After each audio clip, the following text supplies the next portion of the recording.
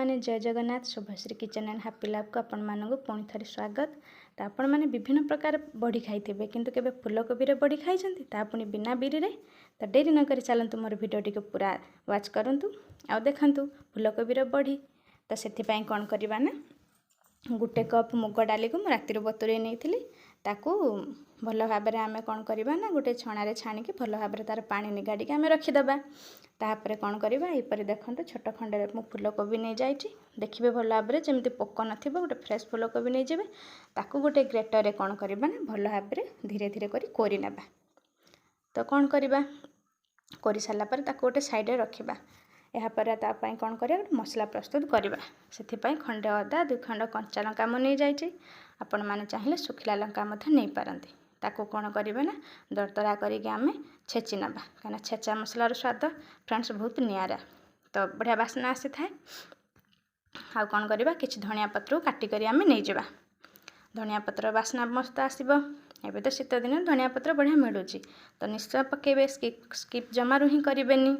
तापर कौन करवा ना मोर मुग डाली पानी समस्त निगड़ जाइए रखीदे साइड रे।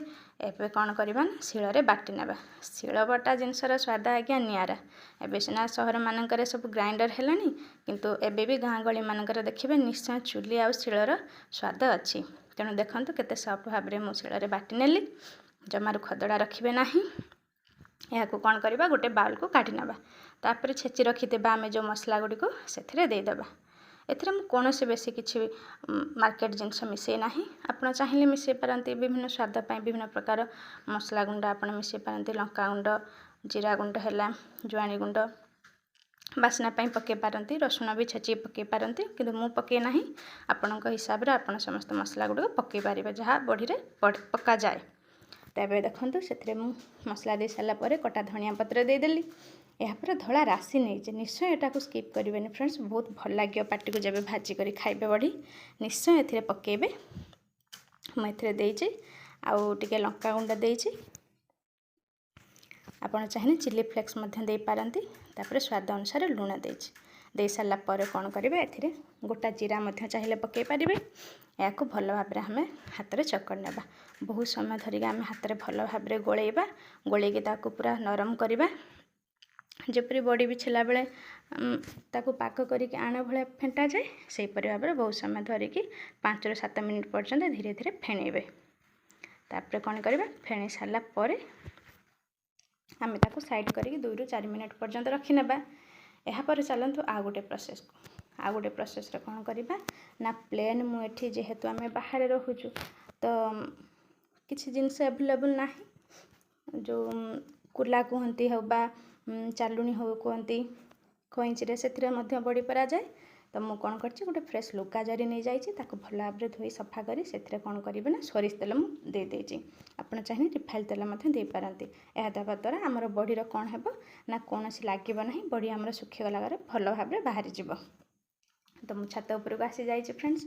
यापर से सोरिष तेल लगे दे बड़ी गुड़ी को धीरे धीरे छोट छोट हाथ में जपरी बड़ी परा जाए गोल गोल छोट छोट सेप्रे समस्त बड़ी गुड़ी को पारिदेवी। जदि आप हाथ में न पारि पार्छन्ति ताहेले कौन करबा ना गोटे पाइपिंग जरी हो किंबा आमर लुण किंबा कौन तेल जरी रे पूरे देके यहीपरि कट करके छोट छोट सेप्रे आप गढ़ी पारे बड़ी गुड़ी को आप गढ़ी सारा पर कौन करेंगे 3 ରୁ 4 दिन टाण खरारे सुखेदेवे। देखो जेहेतु मोर छात अच्छी तो मुझे छात उपर बढ़ी पारुची बढ़ी पार सारा पर भल भाव में कौन करेंगे ना 3 ରୁ 4 दिन टाण खरारे देखे देकी सुखे नेबी। एपट सेपट करके सुखे नेबे। बड़ी गोटे साइड सुखीगला 2 दिन पर देखिए तार पाखटा टे छाड़ी छाड़ी जीव तार पाखटा को लौटे एपट सेपट करके 3 ରୁ 4 दिन पर्यंत आप भल भाव में सुखे नेबे। यह द्वारा कौन है ना बहुत समय पर्यंत बहुत दिन पर्यंत आमर बड़ी स्टोर होकर रही पार जिते चाहिए से भाजी कर खाई पारे। तो देखो फ्रेंड्स कम इनग्रेडिएंट रे घरे प्रस्तुत हो गला आमर फूलकोबी बड़ी। कौन फ्रेंड्स वीडियोटी भल लगुनि जदि वीडियोटी भल लगुए आ जदि मोर कहवा शैली कि मो वीडियोर कौन भी पार्ट आपको भल लगुए ताहले प्लीज़ प्लीज़ प्लीज़ निहाती मो वीडियो गोटे लाइक करेंगे शेयर करेंगे सब्सक्राइब करेंगे।